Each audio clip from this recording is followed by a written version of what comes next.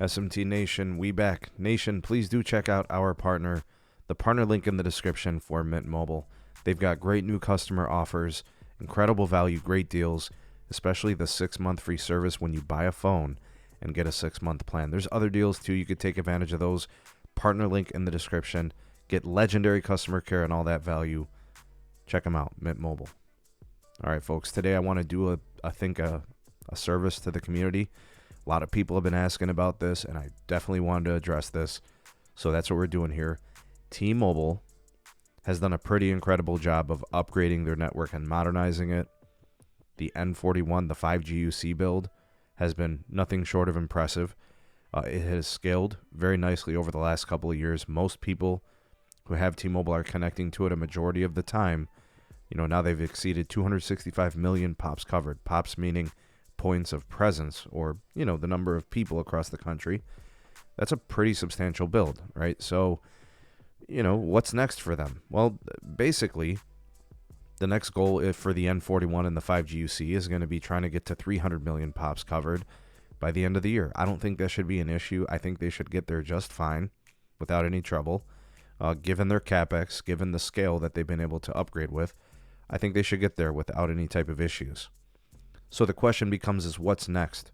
When T-Mobile gets to 300 million POPs of N41, what is on their to-do list? What should they do next?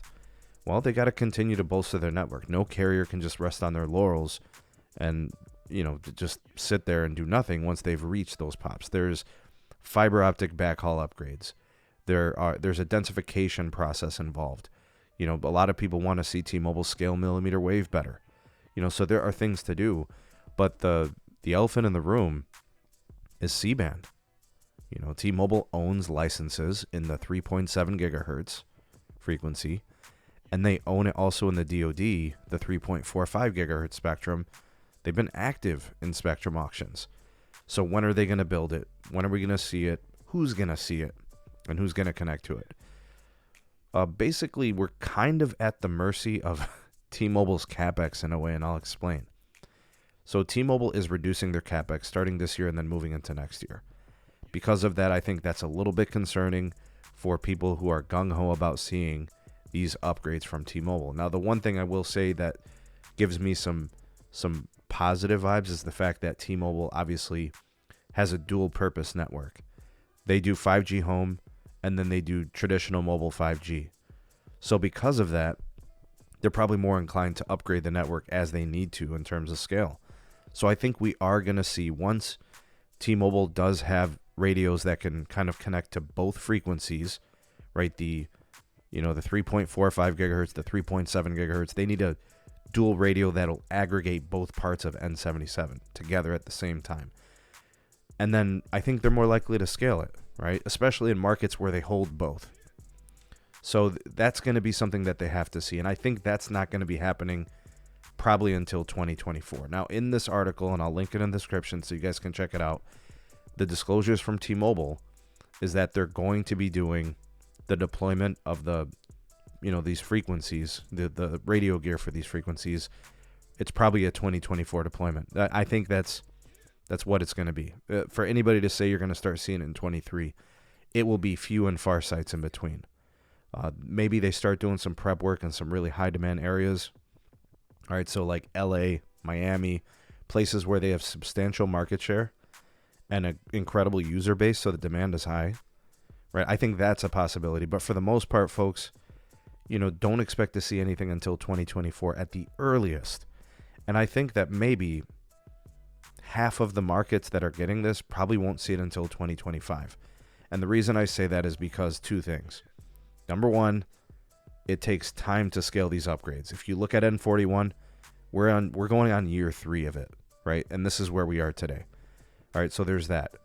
And then for the other part, it's the CapEx. There has been a reduction, and they plan on reducing it further moving forward. Those two things just tell me that you got to pump the brakes. You can't expect them to find their way with these upgrades to your mid-market, right? Like Cleveland, for example, they've got 3.7 and 3.4 gigahertz. And they sell home internet here. So I would expect 2024 to be a good year to expect that. I'd say probably mid-year we'll start to see some of that really, going up on these tower sites. But for like rural America, suburban America, you know, how fast is that build going to be? I think it's going to be kind of slow. I think you're going to be last in line per usual, right? It's just calling a spade here. Go where the pops are, go where the usage is.